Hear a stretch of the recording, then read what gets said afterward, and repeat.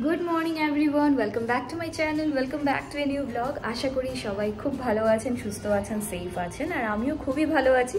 তো আজ হলো আমাদের অ্যানিভার্সারি, আজকে আমাদের 4th অ্যানিভার্সারি। তো 4th অ্যানিভার্সারি স্পেশাল তেমন কিছু নেই, হ্যাঁ শুধু চান টান করে একবার ঠাকুর বাড়ি যাবো, প্রণাম করে আসবো, আর বিকেলে দুজন মিলে একসাথে একটু ডিনার করবো বাইরে গিয়ে, বাস এটাই, আর কিছু নেই। আর আজকে কপিল বাড়িতে আছে, তাই বলে খুব আনন্দে আছি, খুব খুশি আছি, আর সবই আপনাদের সাথে শেয়ার করব। যদি ভিডিওটা আজকের ভালো লাগে তবে লাইক শেয়ার সাবস্ক্রাইব করে দেবেন। তাহলে চলুন এবারে ঘরে যাই আর দিনটাকে এবারে শুরু করি।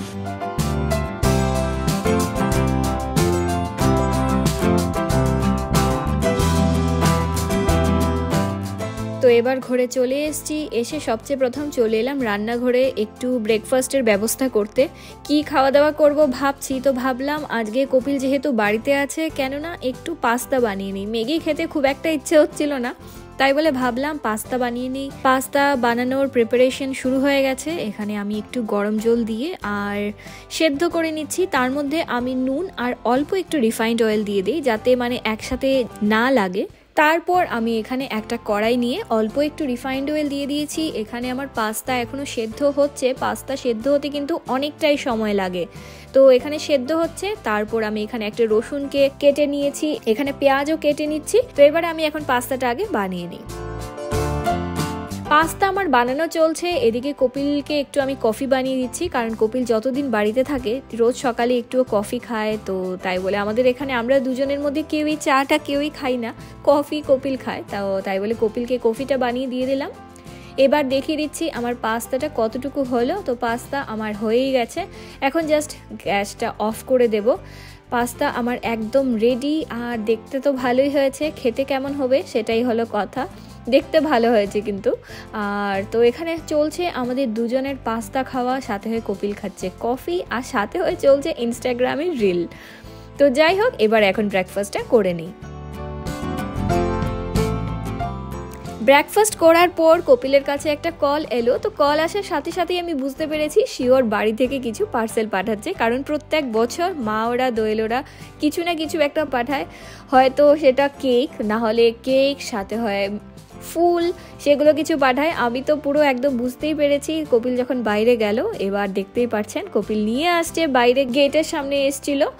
তো ভীষণ সুন্দর ফুল আর কেক দেখেই আমার মনটা এত খুশি হয়েছে। অন্য বছর কিন্তু প্রত্যেকবার কপিলও কেক নিয়ে আসে, এবার আমি ওকে না করেছিলাম আর কেক না নিয়ে আসতে, কারণ তারপর এত বেশি কেক হয়ে যায় আমরা দুজন মিলে খেয়ে শেষ করতে পারি না। তাই বলে, কারণ আমি জানি দোয়েল তো পাঠাবেই। তো যাই হোক, এই যে ফুলটা একবার দেখিয়ে দিচ্ছি কাছের থেকে, লাল গোলাপগুলো ভীষণই সুন্দর, কিন্তু লাল গোলাপ, আহা হা, মনটা খুশি হয়ে গেছে। আর এখানে রয়েছে একটা কার্ড, আর এবার কেকটা কেমন সেটাও একবার দেখিয়ে দিচ্ছি।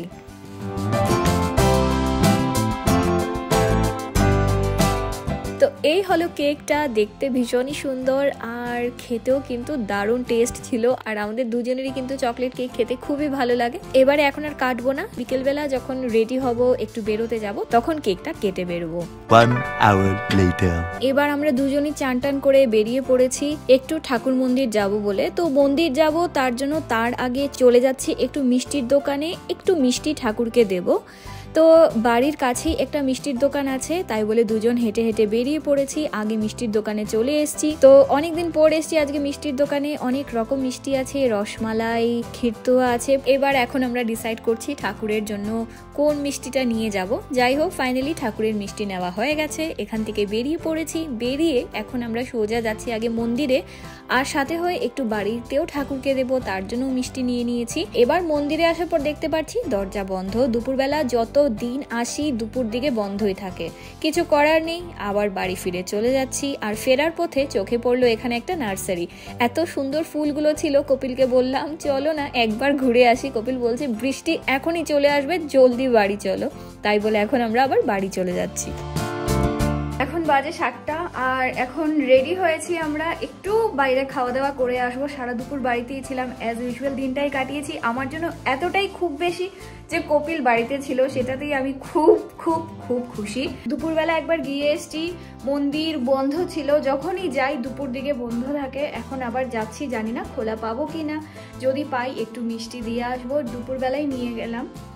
যাই হোক, এবার এখন যাওয়া যাক। আর ভেবেছিলাম একবার শাড়ি পরবো, কিন্তু শাড়ি পরিনি, সেগুলো প্ল্যান করে লাভ নেই, এত ঠান্ডার মধ্যে মানে কি বলবো আর, বুঝতেই পারছেন।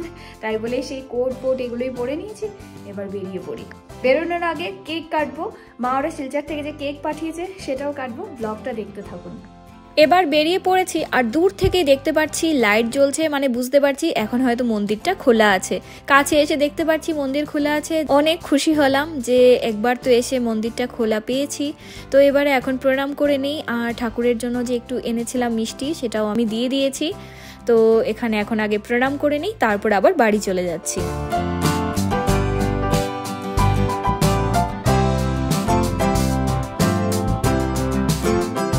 এবার বাড়িতে এসছি, আর আসার পর ভাবছি ওরা যে কেকটা পাঠিয়েছিল, কেননা আগে কেকটা কেটেই নিই, তারপর কারণ আমরা ফিরে আসতে আসতে অনেকটা রাত হয়ে যাবে, ডিনার করে আসবো, তো আগে কেকটা কেটে নিই তারপর বেরোবো।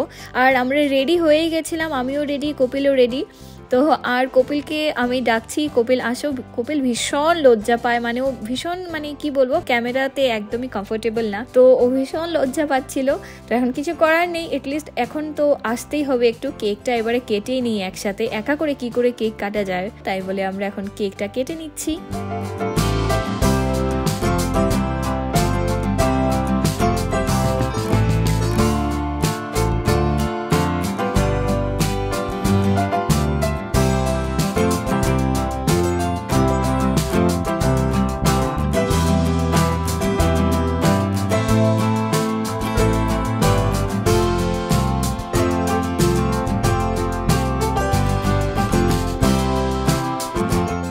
এবার বেরিয়ে পড়েছি, আর বেরিয়ে ঠান্ডা কিন্তু আমাদের এখনো কমেনি, অনেকটাই ঠান্ডা রয়েছে। এই ঠান্ডার মধ্যে আমরা এখন যাচ্ছি অনেকটা দূর, আর রেস্টুরেন্ট তো অনেকগুলোই আছে, তবে আমাদের একটাই ফেভারিট, ভীষণ ফেভারিট, কালসাং। আমরা কালসাংয়েই চলে এসেছি।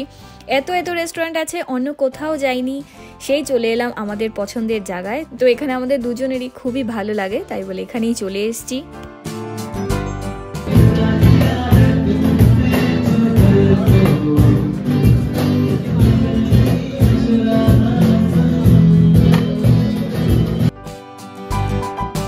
এবার বসে ডিসাইড করছি কোনটা অর্ডার করব। কপিল তো আমার উপরেই দায়িত্ব দিয়ে দেয়, যেখানেই যাই শুধু আমিই অর্ডার করি। তো সেই আমাদের কিছু দুজনেরই পছন্দের খাবার, সেগুলোই অর্ডার করেছি।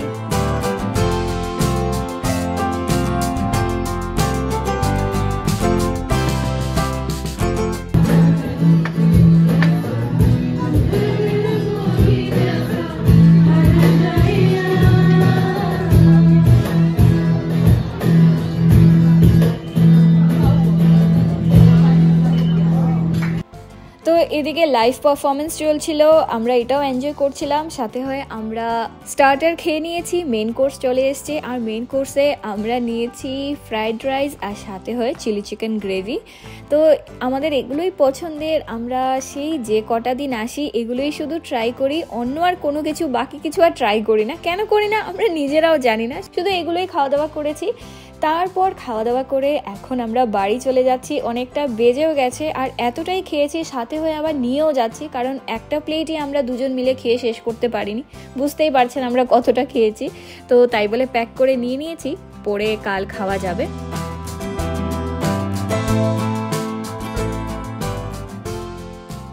তো কপিল এবারে গেছে পার্কিং থেকে বাইকটা নিয়ে আসতে, আর আমি এখন এখানেই দাঁড়িয়ে রয়েছিলাম। আর এখন আমরা বাড়ি চলে যাচ্ছি। আজকের ব্লগটাকেও আমি এখন এখানেই এন্ড করে দিচ্ছি। যদি কিছু ভালো লেগে থাকে অবশ্যই লাইক শেয়ার সাবস্ক্রাইব করে দেবেন। দেখা হবে নেক্সট ভিডিওতে। টাটা।